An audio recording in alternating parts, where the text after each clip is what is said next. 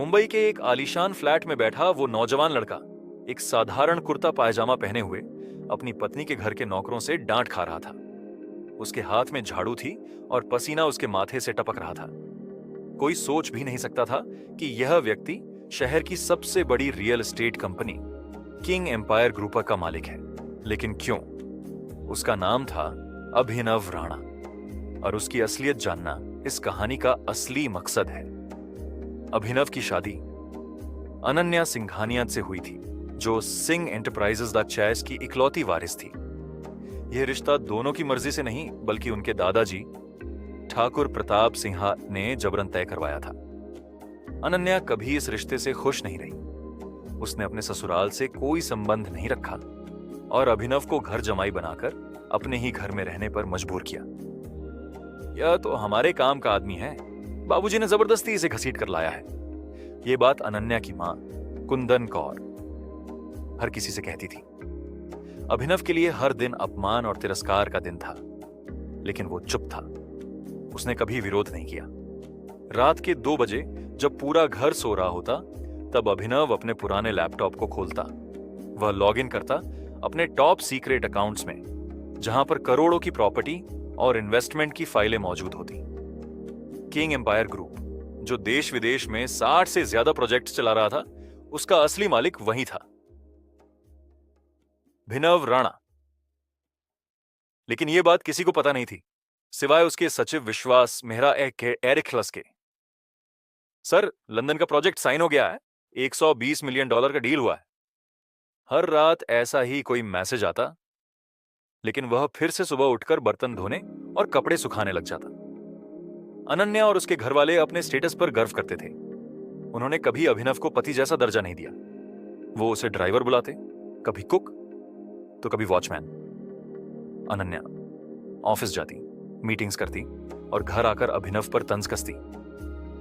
एक तो निकम्मा, ऊपर से बेवकूफ, तुमसे तो एक रिपोर्ट भी सही से नहीं बनती। लेकिन अभिनव सिर्फ मुस्कुरा देता।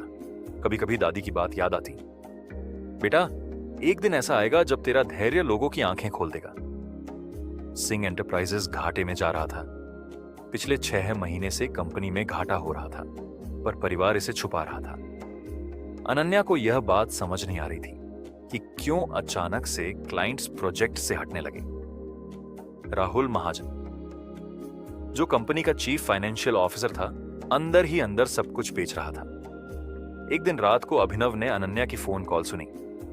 राहुल, अगर पापा को यह बात पता चली कि हम 40 करोड़ का नुकसान झेल रहे हैं तो क्या होगा? अभिनव समझ गया कि अब समय आ गया है। अगले दिन अभिनव ने अनन्या से कहा, अगर तुम चाहो तो मैं थोड़ी मदद कर सकता हूं। अनन्या हंसी, तुम्हारे जैसे बेरोजगार आदमी से मदद? पहले अपनी पॉकेट मनी तो संभालो। पर अंदर ही अंदर वो डर गई थी। अभिनव ने उसी रात अपने ग्रुप के कुछ टॉप एग्जीक्यूटिव्स को फोन किया, सिंह एंटरप्राइजेस को टेक ओवर की योजना बनाओ, लेकिन नाम किसी और का इस्तेमाल करना। कुछ ही हफ्तों में सिंह एंटरप्राइजेस के बैंक खाते सीज हो गए, स्टाफ हड़ताल पर चला गया और प्रेस में खबरें आने लगीं कि कंपनी डूब रही है। ठाकुर प्रताप सिंह, जो अब बीमार और रिटायर थे, ने अनन्या को बुलाया। अब भी वक्त है, उस लड़के से बात कर लो। मैं जानता हूं उसमें कुछ खास है। अनन्या की आंखों में घमंड के आंसू थे, लेकिन अब डर भी था। अगर मैं तुम्हारी कंपनी को बचा दूं तो बदले में मुझे क्या मिलेगा? अभिनव ने पूछा। अनन्या ने पहली बार उसकी आंखों में देखा। उन आंखों में कोई भिखारी नहीं था, बल्कि एक राजा बैठा था। तुम क्या चाहते हो? उसने कांपते स्वर में पूछा। सम्मान, एक पति का, एक इंसान का। अगले दिन प्रेस कॉन्फ्रेंस में एक नया नाम आया। King Empire group acquired Singh enterprises in a historic 400 crore deal. पूरे मीडिया ने सवाल किया, किंग एम्पायर का सीईओ कौन है? मंच पर एक सादा कपड़े में आदमी आया। मेरा नाम अभिनव राणा, एक कोऑर्डिनेटर है, और अब सिंह एंटरप्राइजेज मेरा हिस्सा है। पूरा सिंह परिवार टीवी के सामने अवाक था। अनन्या, जो अब तक खुद को सब कुछ समझती थी, फर्श पर गिरकर रो पड़ी। मुझे माफ कर दो अभिनव, मैंने तुम्हें कभी समझा ही नहीं। अभिनव ने उसकी तरफ देखा। अब समय है एक नई शुरुआत का, बिना झूठ के, बिना घमंड के। उस दिन के बाद घर में बदलाव आया।